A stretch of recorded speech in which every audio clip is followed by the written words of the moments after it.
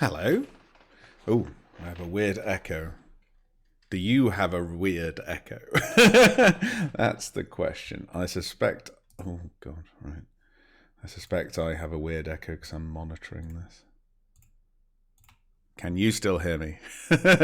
Excellent. That was just me getting myself back in my mic over OBS. That was just bizarre. Welcome to Workshop Wednesday live. It's pretty much the same as a normal Workshop Wednesday, except you guys in chat get to ask me questions as we go along, and I don't spend 4 hours editing a video. So it's just going to be nice and raw, and then it's going to go out on YouTube, and yeah, just make it a bit more fun. I've always wanted to do more streaming. I've always wanted to do more kind of live builds, and obviously massive Adam Savage fan. So they've really upped their game on Tested. If you haven't been following Tested over the pandemic, they've massively increased their videos while Adam doing a lot of the first ones on his phone. It was absolutely insane. Hats off to them. But yeah, so I thought, yeah, just keep it a bit more live. If it works out, it's annoying. Can't do one next week because we're away down south. But when I get back, we should be able to have a pretty good run at it. We'll see if we get affiliate and perhaps turn subs on and things like that. You know, try and make a bit more of it. So yeah, let's have a look who's in. Norgeek's in. Smap is in. I don't think I've seen you in one of our streams before. Smap. I thought it was Shap to start with. I must admit, I'd sort of glanced at it. Tabascoid, hello. Norgeek, Nighthawk, hello. Welcome. Oh, Cal's is in too. Awesome. Hello. Captain Roland, thank you for following just before the stream. Did notice your follow alert scared the shit out of me because I was setting the stream up, because this is now on my rig rather than on Cal's rig, and your alert came through and my volume was at 3,000, I think, and it scared the living crap out of me. Yeah, so thank you for that. It woke me up and let me know the sound was working. So that's cool. So what we up to? We've not done a Carrack update in forever. Because why haven't we? We've been working on some other stuff. Those of you who were in the stream on Sunday, last time we streamed on Sunday, will have seen some of the other little things we've been working on that go along with the Carrack. So that's cool. Unji, hello. How are you? Need to get feedback from everyone over. Obviously, this is a hopefully suitable time for you guys who are in. Might try and throw the stream. It's that constant streamer's problem of when the hell do you stream. Want to try and keep this to about an hour-ish for this update, and then we'll see whether we do a longer one. I might do a longer one on a Sunday, because obviously that time zone-wise fits in better for the Americans who have to go to day jobs. But yeah, so we'll just sort of suck it and see, really. So where are we with the Carrack? Well, the last time we saw the Carrack, it was in all these little bits. We had sort of individual bits. I have got some awful cameras set up. So let's just... I've got this on fixed focus, and my desk is out of focus, but in theory the pieces are in focus. So we had the garage, which was a sort of separated piece out of it. We had the wings on their huge plugs with their huge magnets. We had the hanger. Where's the hanger? Grubby. Oh, camera's there.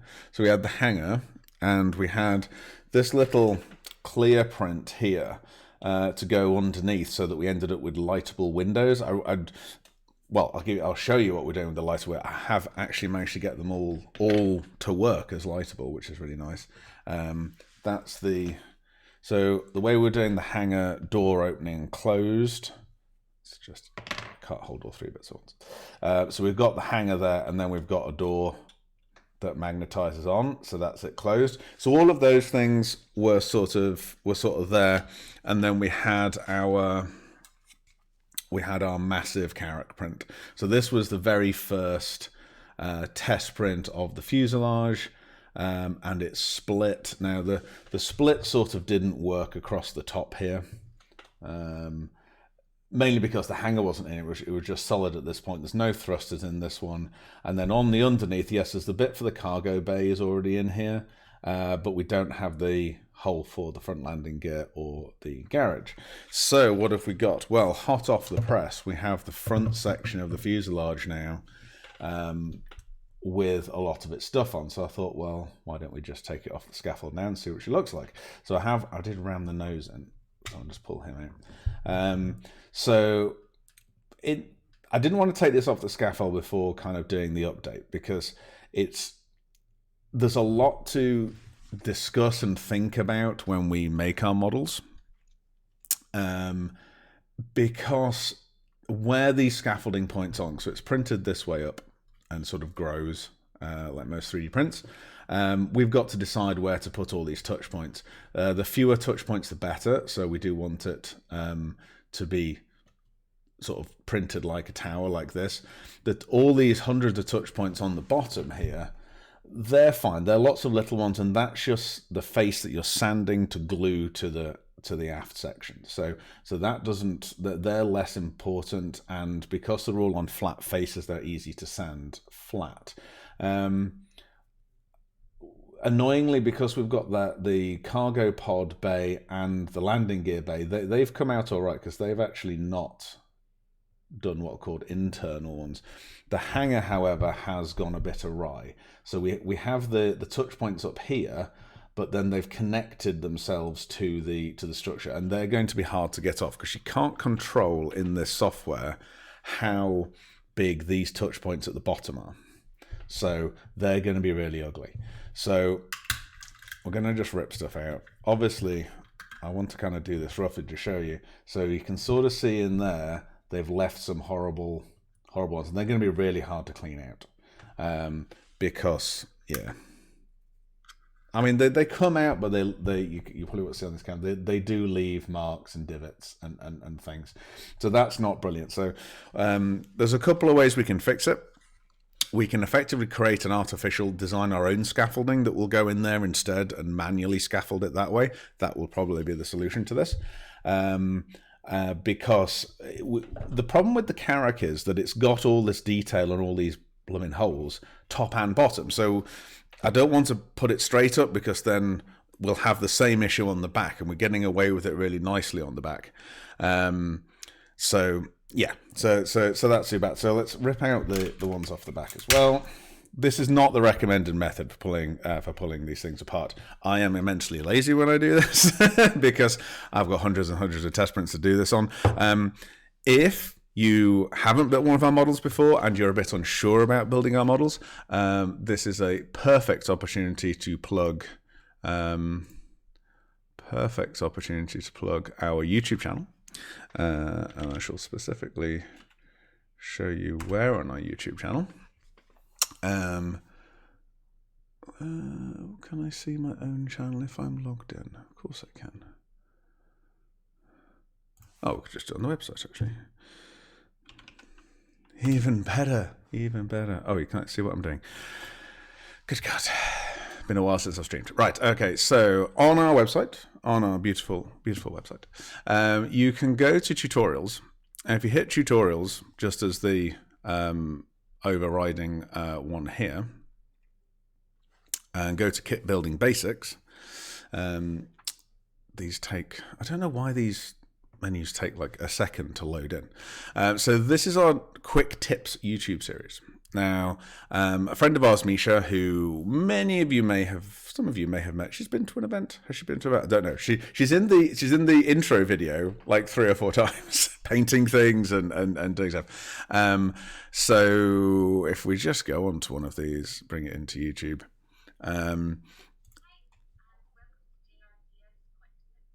You can't hear her. That's fine. I can hear. But yeah, so basically we did these quick tip videos of how to remove the scaffolding, because I know a lot of you have done modeling before and have done sort of Warhammer type stuff, but you've probably, very few people have made a SLA 3D printed kit model because they don't really exist.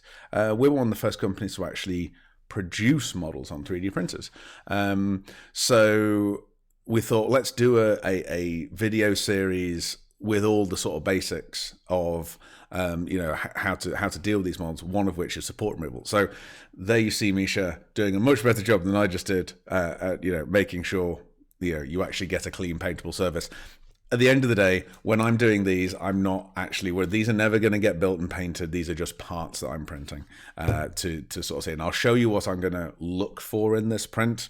The finish I'm not interested in. So these videos are great. There's a little funny outtake at the end of all of them because Misha's a very funny person.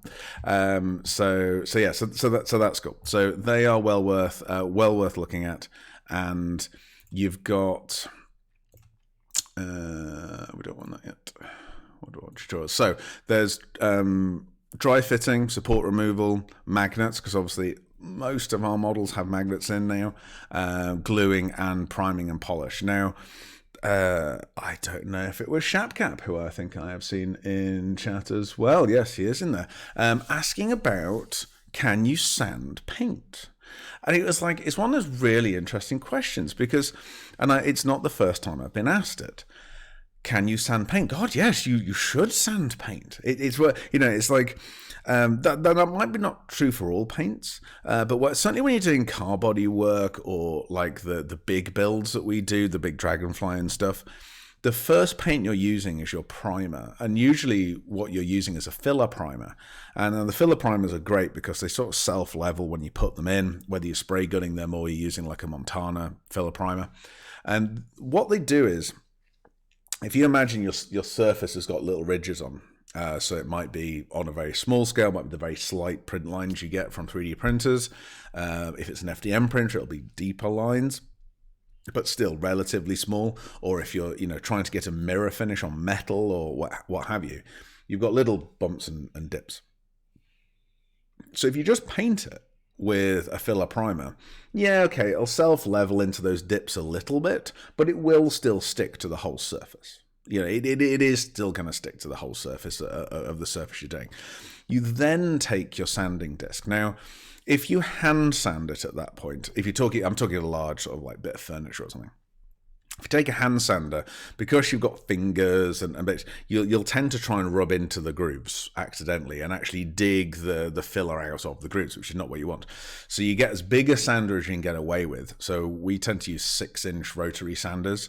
Air sanders are the best thing to use in the world, but they are not only expensive, the sander itself isn't too expensive. It's not much more expensive than an electric one, but what I suddenly discovered after buying one for the first time, I'd used one in a workshop I used to work in all the time, not really thinking about it, is airflow.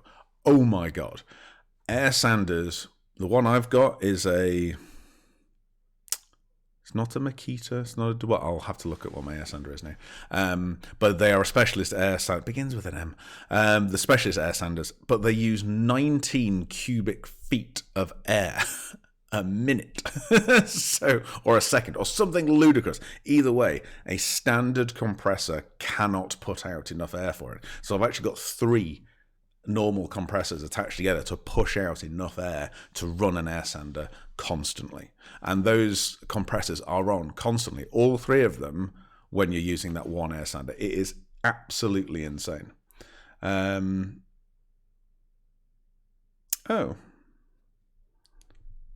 Did that drop for everybody? Mine buffered, so not got any dropped frames according to this. Keep me updated, people. Oh, okay, fine. It's just Twitch being awful. That's fine. I know last stream we had loads of issues, and I think, so I'd done an NDI link from one computer to another, and it was maxing our network out internally.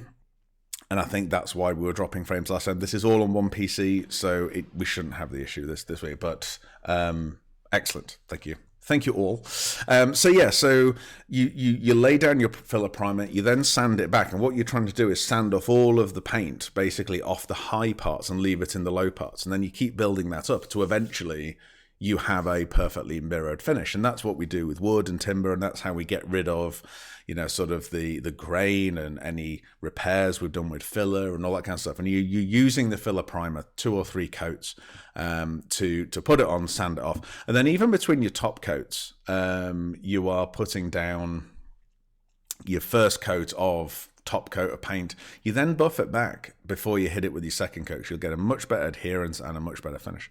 So yes, hope that answered the question that you didn't ask in here, but you did ask in the Discord server.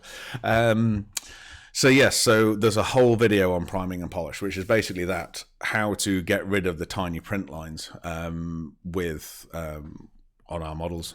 And I shall just very, very quickly run through. So yeah, it's painty paint. I would say we've used a Montana primer for all this. I'll just zoom through it. And then, yeah, literally taking that paint back off. And sometimes you'll feel like I've just taken all the paint back off. But what you end up left with, and we should have it in the sort of later stages, you actually see, there we go. So that's what you end up with. And it looks completely insane, but that is what you're trying to get to.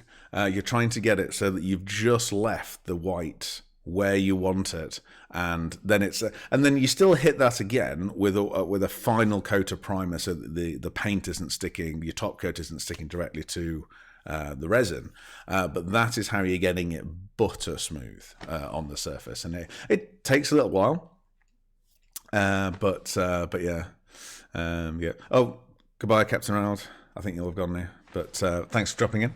I say thank you for the follow earlier if you're watching this back. So yeah, so that's that. So where were we? So yeah, so on this, I'm just going to rip the rest of the scaffolding off, and then I'll kind of show you what I'm looking for with these test prints. So that's all the major scaffolding ripped off. So on the inside of this now, it's a lot less hollow than it was before. I could actually, this is glued, but glued really well. There we go. Broke a bit. Right, so this was the original print, and it was entirely hollow all the way through. So the only bit that's sort of bulging up is this bit for the cargo pods. There's even some scaffolding left in the bottom. Okay. So what we're trying to do is get as many touch points on the inside of these prints as we can, because, yeah, okay, they're really hard to clean off, but it doesn't matter, just leave them in. It's fine, because you're going to glue the aft section to the back of it, so who cares? Now, sometimes we've done like Freelancer engines, Freelancer Max engines. There's so much scaffolding on the inside, they're quite a pig to get out. You're sitting there fucking shaking them, getting all the bits out.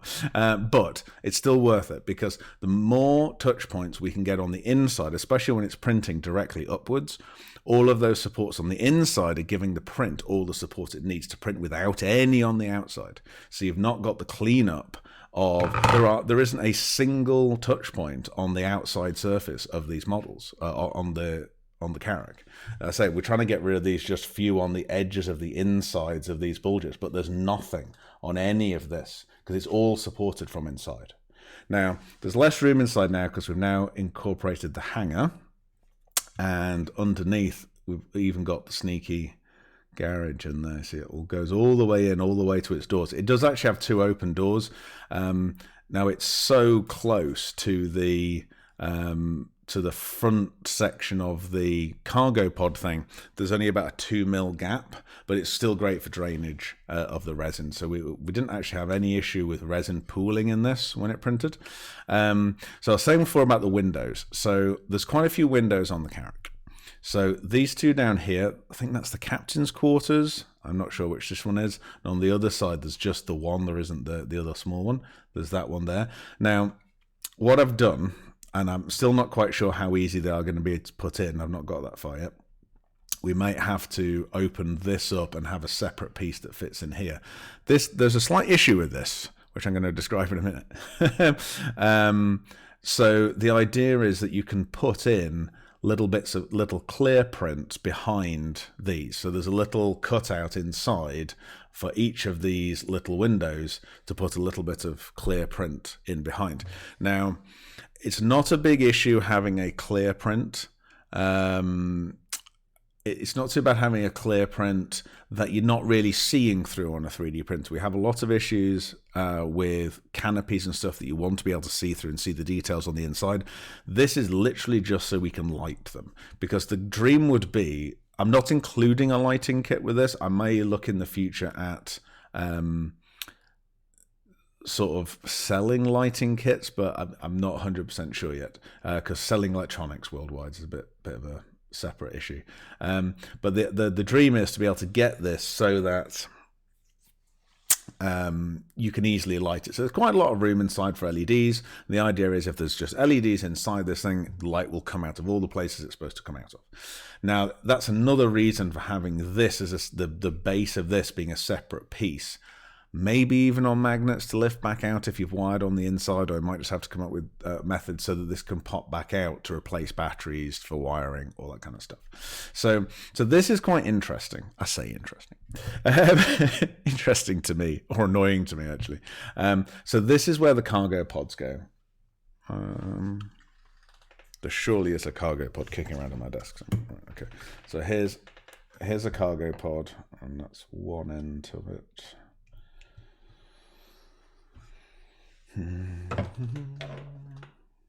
There's another one. Right, okay. So these cargo pods, if you've not seen these cargo pods before, these are the Carrack has 3 of them, and we've done them in 3 pieces so that we can get the magnets up on the inside of them so that they don't have it. Now, the top of that cargo pod is perfectly flat, as is the inside of where they fit. Because in game currently you can't drop these suckers off, so they haven't got around to modeling any textures on it. It's just blank. So there is no geometry, no textures, because you can't drop them off yet, so they've not done it yet. So we're going to have to sort of make it up. I shall talk to Ben Curtis about it, and JC, and just send some ideas to them, and they can kind of go, yeah, that'll be close enough. It's only ever going to be a texture. It's not going to be geometry there, I don't think, because there isn't really room. So I need to put something in here because it's quite a big area. But I might do this as a lift-out plate. We might do that as a lift-out plate, just so that once we glue this together, there's a way in to get to all this stuff. So I don't think this will still fit as it is, but no, it's a bit tall. So this is going to have this will have a piece that goes in and sits up like it did on this version of it. So again, the windows that go around the internal hanger will illuminate. The front nose, so this is the front canopy. So this is the temporary front canopy that we have. Now, we did a whole video on how this is going to work, but basically we're going to print a very delicate and very fragile bridge to go inside this. It'll have the middle deck in it. It'll maybe have some seats and stuff. We'll see what can be printed. It's then going to be cast into a solid block of crystal clear resin. So it'll look like this, but with the hanger inside it. So you then have to paint the struts on the outside, which is a Nords, but they're just too fine to print and cast in. But then this whole section will be a solid bit of resin, so that really delicate interior is undamageable. It will come like this as a solid block of resin with a magnet on the top and a magnet on the bottom. This will then magnetize into here, there we go, and sit on the front. And again, we'll light from the back because it's hollow through the back, so the light can go into it, so it all kind of works. Now, the reason it's on a magnet is twofold. One, we like magnets, and being able to pull things in and out is quite handy, especially if you want to change the way you painted it or something like that, but also because at some point the Carrack will have its front shield, physical shield that comes down, the shutters that come down the front. Now, we don't know what it's going to look like. It's not in game yet. We've not seen it. As far as I know, it hasn't been addressed yet. We know it's coming because we've been told it's coming, and I'm pretty sure there's a Q&A where it was reiterated that yes, it will be coming. It's just the tech isn't there to do it and all the rest of it. So that will be an update at some point, probably when it gets its gold pass, component pass, I would think.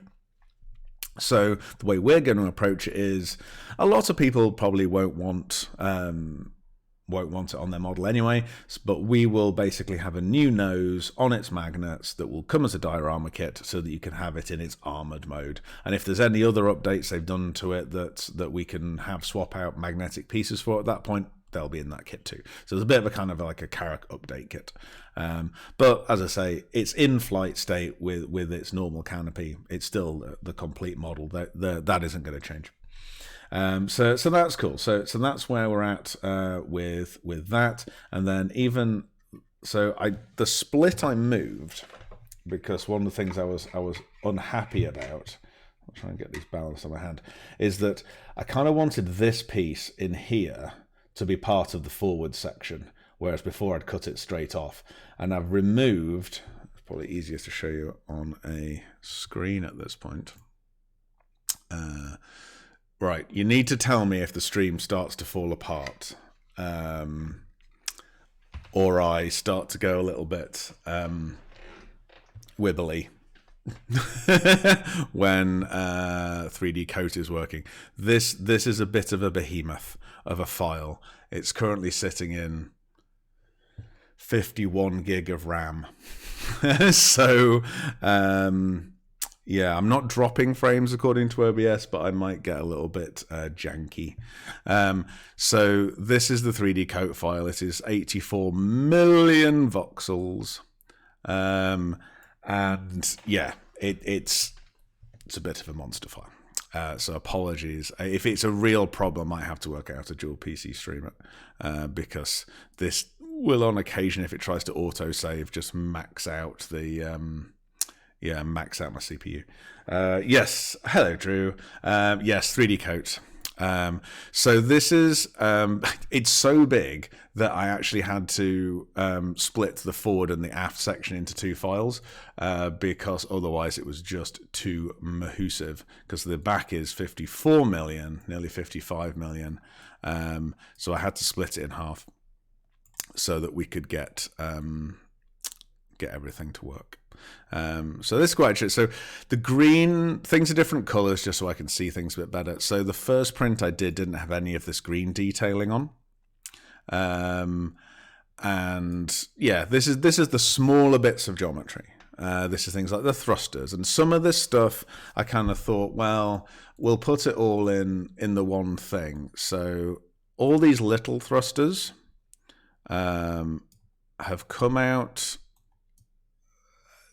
They've got too many fins in, is the quick answer. So you see this is one of its big side thrusters. Now the issue is that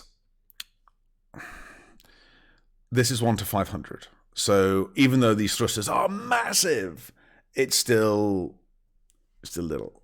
Still very little. So if I flip over to the camera, these side thrusters are these little things on the side here. Now, at the moment, I kind of start off with how it should be, but kind of knowing it's probably not going to work. So these fins are so small that they just all merge into one big lump.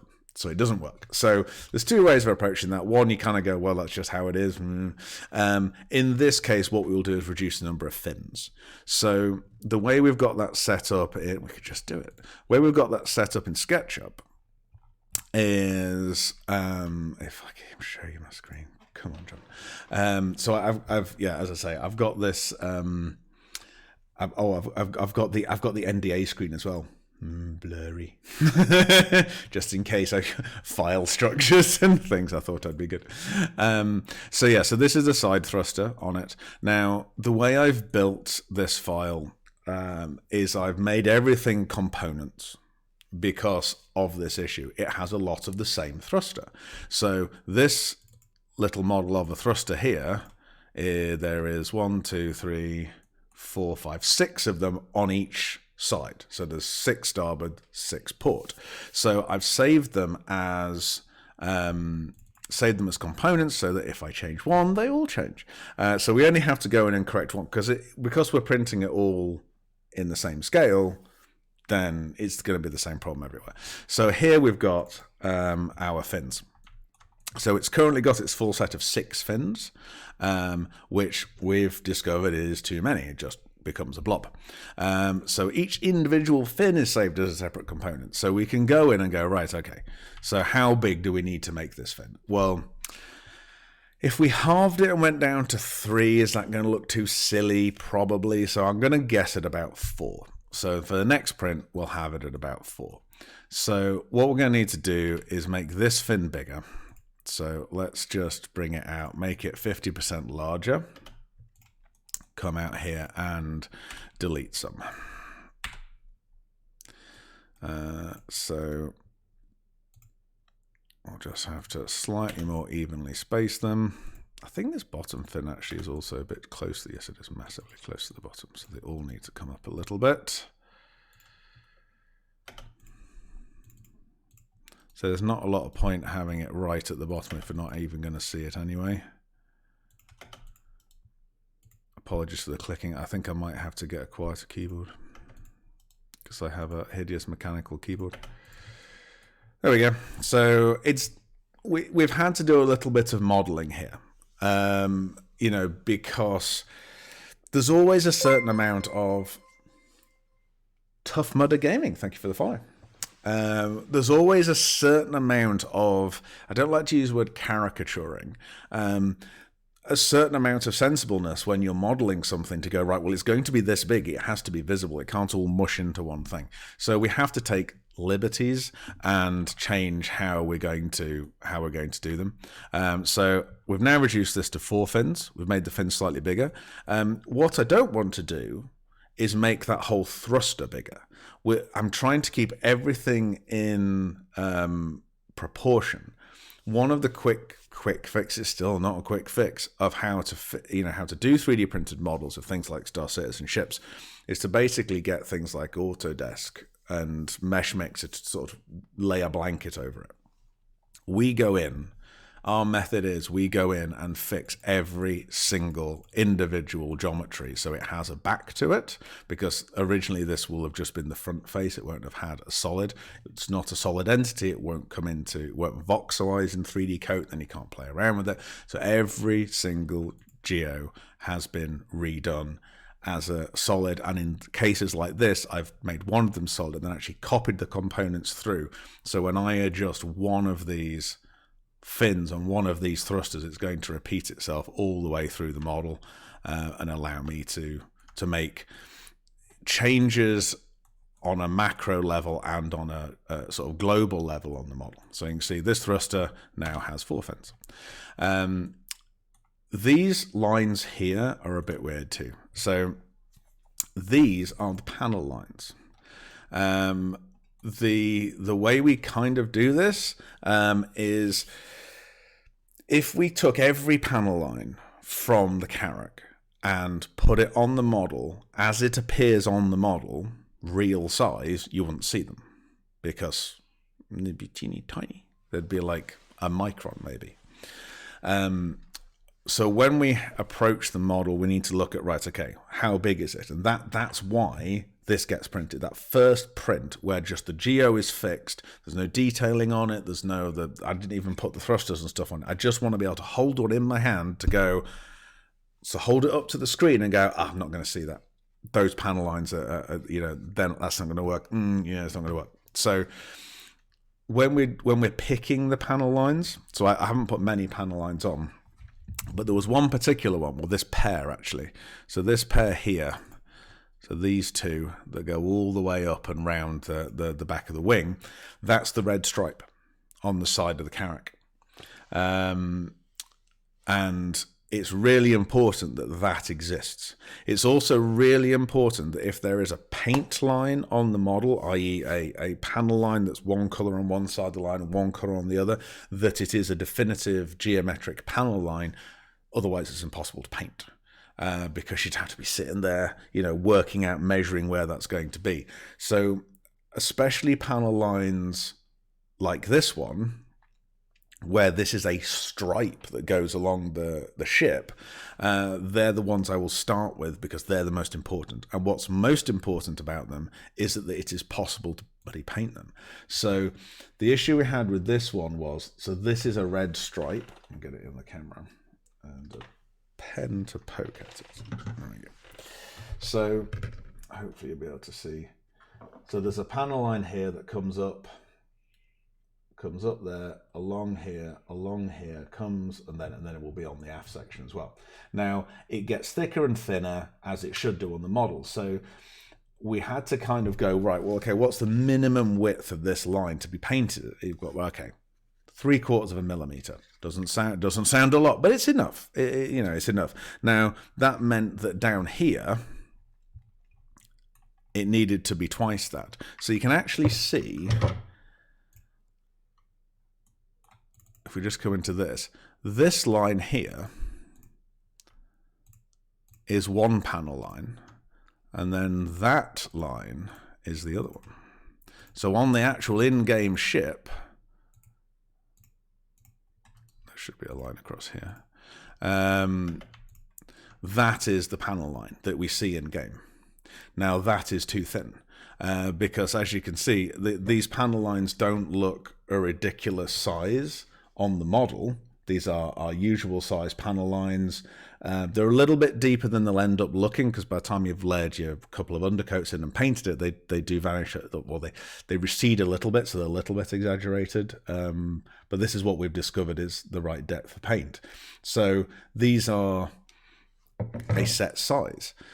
So when we make them that set size, if we made both those lines that size, you can see that's the line in there, look. Screen, John. So this is a panel line and that is another panel line. So these panel lines look like they stick out, but we use this geometry to cut away the voxels from 3D coats. So this is what we're cutting away. So obviously it has to get wider and narrower as we go along. So even when it got to points where, oh, actually now it is wide enough, we still have to make it, exaggerate it the exact same amount, otherwise the proportions will look wrong. And that gets complicated when we get to bits of the ship that then aren't really wide enough for that line anymore. Like here is going to be tight, and then it comes down to a very, very, very fine line. But we've got it as thin as we can get it to still be paintable, to still look cool, because it's the red accent. It's the red accent that's going... it's the red accent that's going all the way around the ship. So we need to have it. We need to have it in there. So that's how we do the panel lines. The other thing I have taken out, what's the best place to show it? Again, working on how the model splits is, come on, it's so big.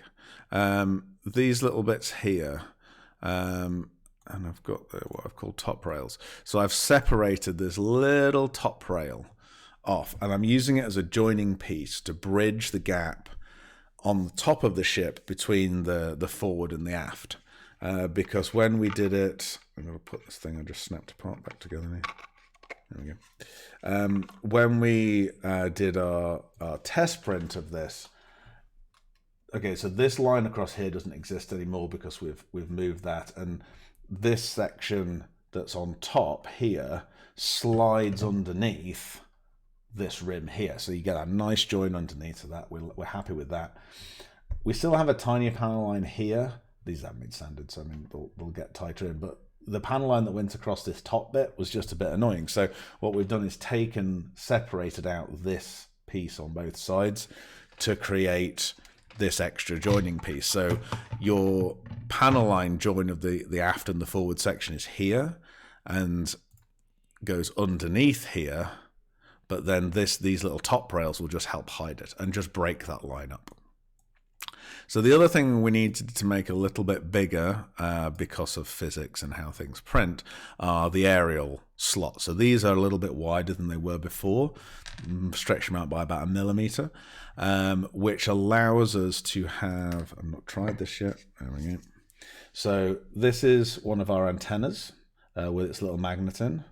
So let's see if it fits. It's a bit tight like a tiger, so that's going to have to be a little shaved off.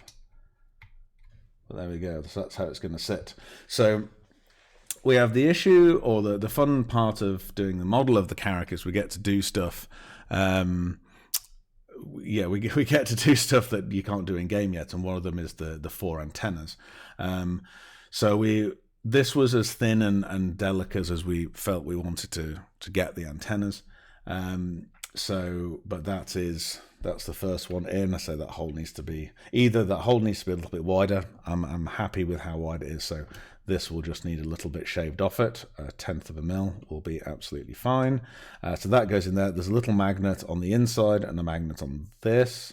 So that's how that will be secured in. And then there's the smaller one that goes there. So you get 4 of those, and then there'll obviously be 4 that magnetize in that are just the covers, effectively, that just cover up these things so it looks like they're folded back in. So that's cool.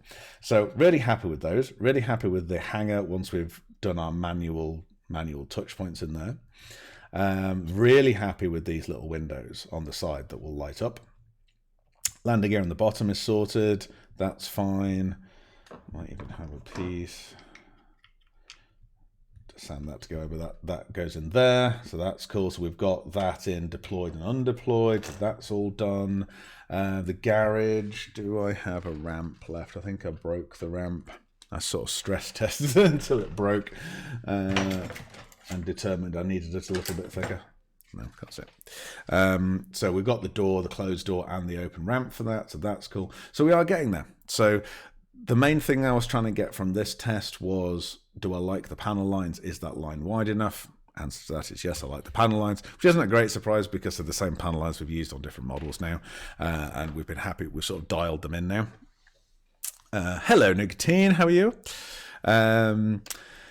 So yeah, so that's kind of where we are. It's good. The back half, the aft section of this hasn't had any detailing on yet, so there doesn't seem to be a lot of point in printing this yet. It's had its smaller geometry put on it, so it's got its little fins at the back. The engines are separate pieces, so they are separate prints. 2 main reasons. One, we like to have the holes in the top because that helps us drain the IPA and the resin out so we don't get sticky resin on the inside.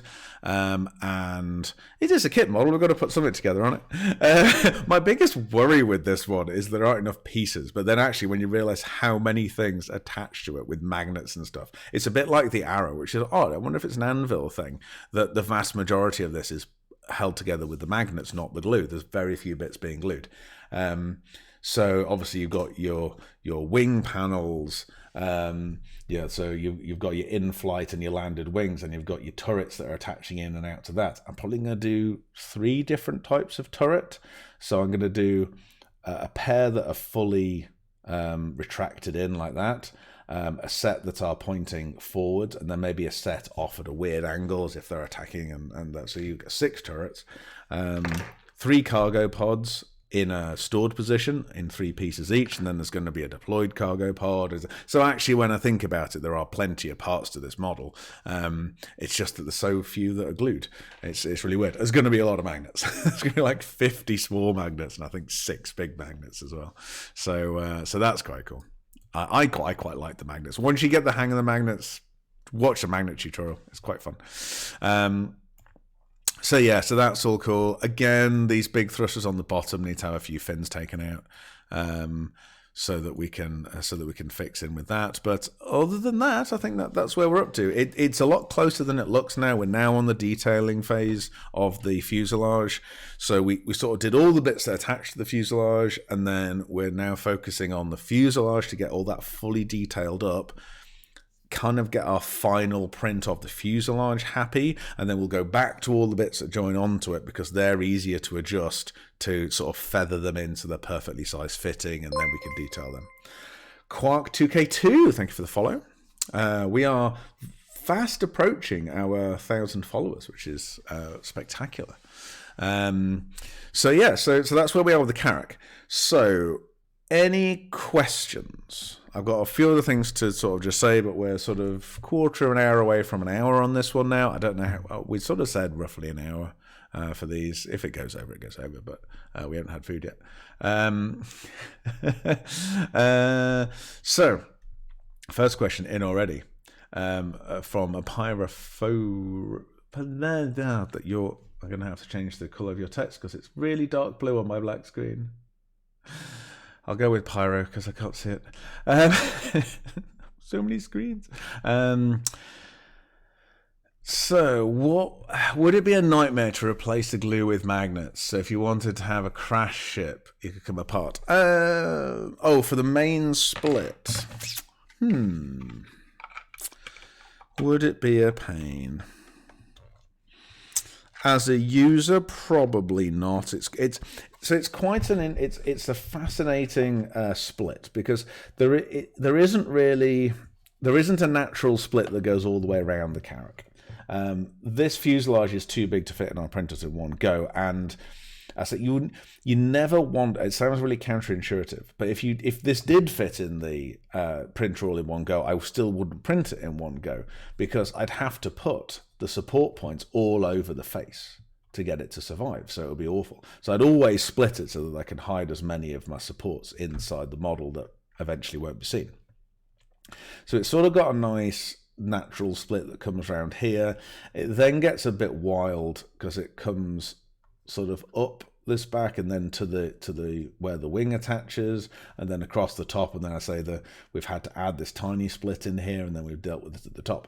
So there are some quite big flat areas on the inside. You could certainly we've got the shell of this down to about 1.7 mil, I think, so it's not very heavy. It doesn't use a lot of resin considering its size, but you could certainly glue magnets on the what I would suggest is get square magnets rather than round magnets and sort of glue them like the... I did have some... That's what I used them for. I used them for a project I can't tell you about. But yeah, I got these magnets about 4 mil long and then 1 mil by 1 mil sort of bars. So I would glue them in around the inside so that they were just near the edge but not actually hanging over the edge, and then do the opposite sides in there, and then that would hold that together. That's definitely doable. From a point of view of how we're going to do this on a display stand, my thought at the moment is to actually have a cargo pod, like an extra cargo pod that sits on the back position here that has the stand glue hole in that. So if you want it on a stand, you effectively take out one of your normal cargo pods and then it just sits on that. Because there's another cargo pod here, focus another cargo pod there, and this is goes in quite deep into the ship, be more than stable enough for it just to pop on top. There's a couple of magnets in there anyway. So there's sort of a sacrificial cargo pod that is the top of the stand. I think that's how I want to do the in-flight state, because I think that will work quite well. So yes, throw any other questions in chat. Now we've got a little promotion going on. Some of you may or may not have seen it. I'm not going to tell you what it is because I think that's unfair. We have a promotion going with Board Gamer at the moment. There are cool freebies to be had when you use a code that Board is promoting at the moment. It's quite an exciting freebie because it's not a model, it is something else that we've had to get through legal and to be able to do. So look out for Board's videos. I think it's on the videos for a month at least. It's all to do with Invictus. It's an Invictus tie-in, and yeah, we're really proud of them. Really cool. So, but I want you to find it out from Board because obviously it's cross promotion. So that's cool. Exclusive to Board, yes, absolutely exclusive. You will only get these cool freebies through Board. Patiently waiting for the Kraken. Yeah, maybe not the 2018 one though. Yeah, oh god, I'm not looking forward to seeing that thing again. It's been in a box for too long now. Waiting for the day we can do the Kraken. Yeah, I'm quite looking forward to the Kraken now. I must say I wasn't for a long time. Maybe it's because I didn't want to see it again. But yeah, no, actually looking forward to tackling the Kraken. Looking forward to seeing what it's eventually going to look like, because obviously the one that we've seen, the one that was used in the videos, was just the concept model. And there is certainly a lot to be done to make it into a real ship, obviously. But certainly in 1 to 500, it is going to be a big model. It's going to be like a 2-foot model. It's it's going to be a huge chunk of resin. Realistically, I think it's that and the Idris and maybe even the Polaris and Hammerhead and stuff should be fine, because they're actually not too much bigger than the Carrack, really, are they? Carrack's actually quite big. But once we get to the point of things like the Idris and the Kraken, I really kind of want to have that main central fuselage as a bit of cast resin, rotary cast resin or something like that, because to 3D print something that big is going to add so much cost to each product, because it's a bit exponential with 3D printing. Because when you're at that stage, okay, now you're going to have to look at getting a 3L printer, which are $8,000 a pop, plus all the extra bits for curing and stuff, another $8,000 probably, when they haven't even come out yet. And it's going to be a 30-hour print. So you are, just for that one part of the fuselage, is probably 120 quid just for that one part to have it produced for each model. And it just seems way too much. So what I'm hoping to get to with these big models is to 3D print one of them, probably in parts, put it together, seam it, sand it, get it absolutely perfect, and then cast it in resins. Because and then obviously have all the other 3D printed bits that you stick on it and get that thing, because you can't get the same level of, you still got really cool detail on a silicon molded piece, but obviously you can't have the undercuts and things that we can do with 3D printing. But if that main core bit of fuselage, or something like the Kraken and stuff, if that is maybe even the flight decks as well, because they're huge as well, so to have some cast parts, they'll be far cheaper in the long run. Once you get beyond this sort of size piece, we're going to quickly get into the sizes of pieces that really need to be cast. Same with things like the 890. The 890 is gargantuan. That really is a ship that needs a cast hull. Same with the Idris 890, Kraken, certainly Javelin, stuff like that. We need to certainly get casting on our side for big pieces. If the freebie drinks and the pub are on counts. Pubs. We went to the pub the other day. It was amazing. Actually had a pint out of a pump. It was just beautiful. And I can't wait for Bar Citizens and events. And obviously, we're an events company. Really want events back. Bengal needs casting as well. Yes, the Bengal does. Oh my God. I'd love to do a Bengal. I can't see us ever doing it as a kit model to buy, I've got to be honest. I'd love to do it for CIG at an appropriate scale. Even in 1:500, it's 4 feet. It's just a monster. And the thing that you have to remember about the Bengal is that its main engine on the back, each of them, is larger in volume than the Javelin. They are huge. It is bigger, because the Javelin is really like flat. The Bengal is not. The Bengal is just gargantuan. So yeah, if we do the Bengal, that's definitely a casting job. The board gamer bonus looks nice. No spoilers. Indeed, it does. Very pleased with them. Very pleased with them. And I say, first for us as well, doing something that's not a model or a piece of furniture as an officially licensed thingy. A giant laser can do all the things. Yeah. Giant laser. Yeah, no, I haven't. I was debating whether you could do kind of etch painting on models with a laser the other day, but I think you'd have to have like a 4th axis rotatey, and not sure at all. I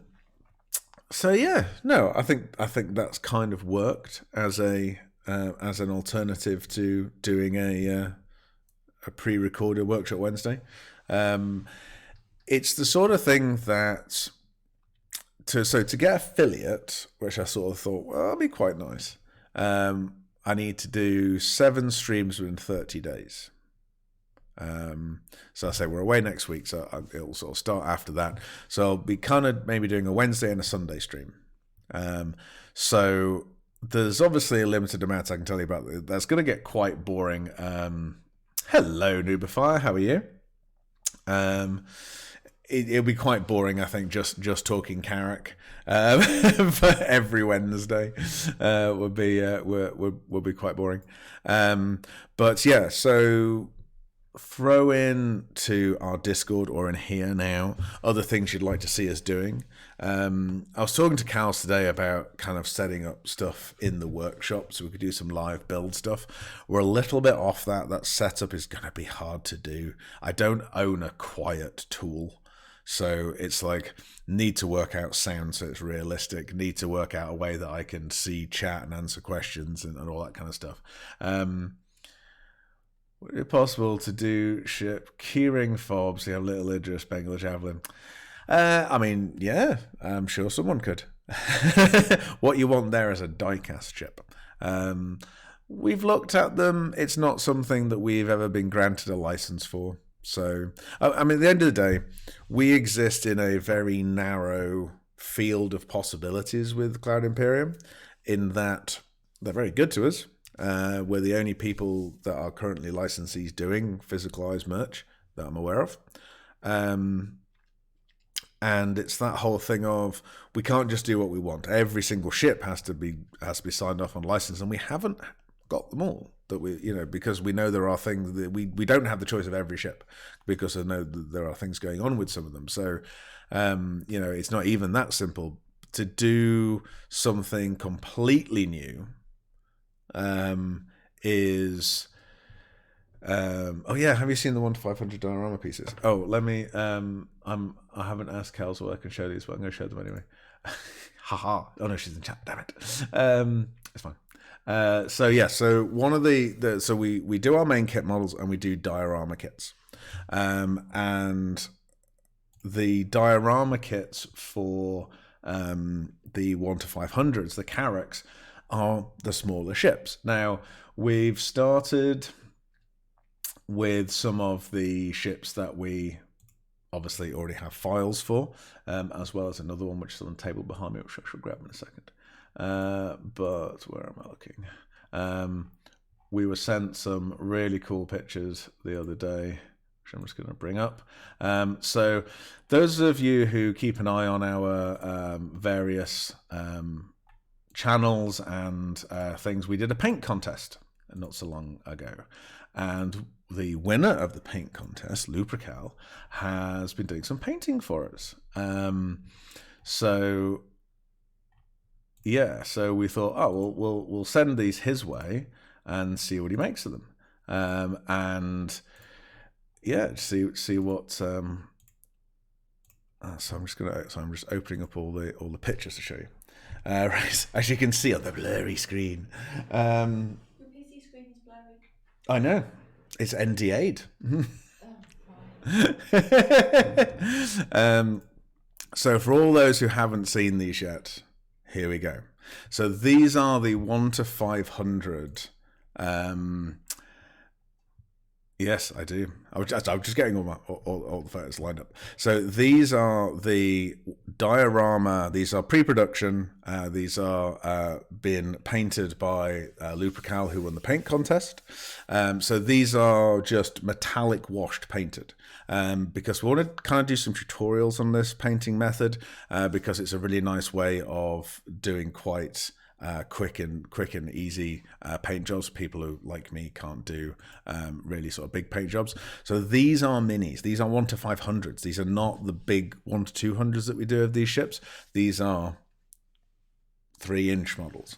And so we've got, obviously, these are the ones he started with: Freelancer, Max, Durr. Now, it's really hard to see how big they are. Because you kind of need something for scale. So we asked Lupercal, can he send us with a bottle cap? So he did.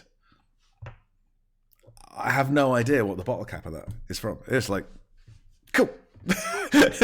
This hasn't helped. So then he sent one with a banana, and that was slightly more helpful. But is that a small banana? He is in the UK, so at least I'm aware that it's not going to be like some random kind of miniature banana.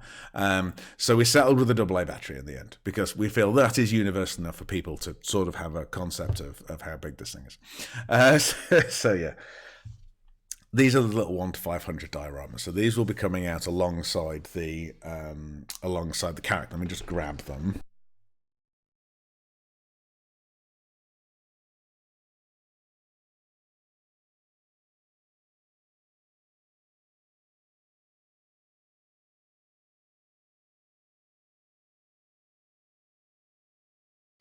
So, shall just flick onto my desk camera. So we have some here. So let's kind of line some stuff up here. So there's the Carrack, and then here's our little 1 to 500 Dur. So they're I love these things. They're in the Tough 2000 resin, which makes them really, really cool little desk toys. So they can sort of just jump around on your desk. They're really, they're really bouncy. So they're still obviously very paintable, but they are a lot tougher than other ones. We have a Cutlass. Cutlass black and red we're doing to start with. People ask, why not the blue? It's like, because I forgot the blue was in the game. I'm not a Cutlass fan. Its launch of the Cutlass Blue actually being in game had entirely escaped me, so I didn't put the license in. So this is the first 1 to 500 ship of a ship that we haven't done in another scale. I know it's a well asked for ship, but I just not got around to doing it. But yeah, so we thought, well, we'll do it in the 1 to 500 because it's quite cool. So it's not got its turret in yet. And then we've also got a little itty bitty baby arrow. How cool is that? Look how teeny tiny it is. So to give you a bit of an idea of how these are going to work from a practical sale point of view, the arrows are coming in a blister pack of 4. So you get 3 in flight and 1 in landed state because they are just too small. See if I had a landed one kicking around on my desk. I don't. They're just. That's the in flight one. So they'll come on a sprue with 2 of them on. So there'll be 2 in flight on one sprue and 1 in flight and 1 landed on the other. They won't come with X-wing bases, obviously, but they just for some reason happen to fit on them. But there'll be our own base in there, acrylic and printed up stands. These bigger ones, so the Cutlass and the Freelancers, you get 1 in a pack. And then landing gear wise, the landing gear is separate on them. These don't have the landing gear on, or do they? No. So the landing gear, just take it off the stand. So this hasn't got its landing gear in, so you can see there's the gaps for the landing gear. So it comes with both its in-flight and landed landing gear, with the idea that you glue it together one way or the other. If you really want to keep it forever separable, use Blue Tack or a temporary glue. When I say temporary glue, like a Yoo-hoo type strong paper glue, a tiny bit of that will hold these in. They're virtually weightless, effectively, but you'll be able to pull them back out later. But so you get 1 of those, and you can build it in either flight or landed for your dioramas or tabletop games or whatever you want to do with them. But yeah, they are lovely little desk toys, and I have them all lined up on my desk, which is lovely. So there will be, I think, 7 coming out with the Carrack of these minis. So like Cutlass Black, Red, 3 Freelancers, and some others, Arrow, and a couple of others. So we've discovered that these came out better than I thought. I'll be honest. I was always a little bit dubious of how well these little minis would come out. I'm really pleased with them. Especially in this Tough resin. I think Tough 2000, this new resin's only been out for a year or so. It has made this possible because these things aren't fragile. This is very similar to an ABS plastic, but much higher detail. So that's what's made these models realistically a possibility. So we've gone back in and redone the panel lining on it. So like I was showing you before with the panel lines that were on the 1 to 200 versions of these ships are way too small. So we've gone back and re-panel lined them all with bigger panel lines, removed some of the smaller, less significant panel lines, emphasized some things. So things like the cockpit canopies and stuff, we just inset those by kind of 1/4 mil, just so otherwise it all sort of blends into one thing. So we're really pleased with them. They look really nice. And yeah, thank you, Hashkar. They are come out really, really nicely. These will be available Q3, maybe even the first day of Q3 if all goes well. We're probably going to make, I think there's 7 coming out with the Carrack. We sort of have an idea in our head that it would be really nice to maybe just launch these 7 without the Carrack. The Carrack will be further down the line, maybe another month. you know, it's a Q3 launch, but it won't be day one of Q3. But do you know what I mean, I don't know. What do you guys say? Would it be a huge wrench if these 7 little 1 to 500 dioramas came out a month before the Carrack did? I think they're quite cool in their own right, to be honest. So I'm quite excited for them, especially to be able to get in some ships that we've not done before, like the cutlasses and things. And we will try our best. You know, obviously it's not going to be instant. 1 to 500 we can do every ship in. Yeah, okay, dragon. You're like, oh, what about dragonflies? It's like, well, we will do dragonflies as 1 to 500 diorama pieces for certainly things like the Kraken, because it has its dragonfly base. They're about the same size as the people we do in 1 to 100. So it's not like they're so small we can't print an analog of them effectively. But, you know, you're talking a very small ass thing, you know, by that point.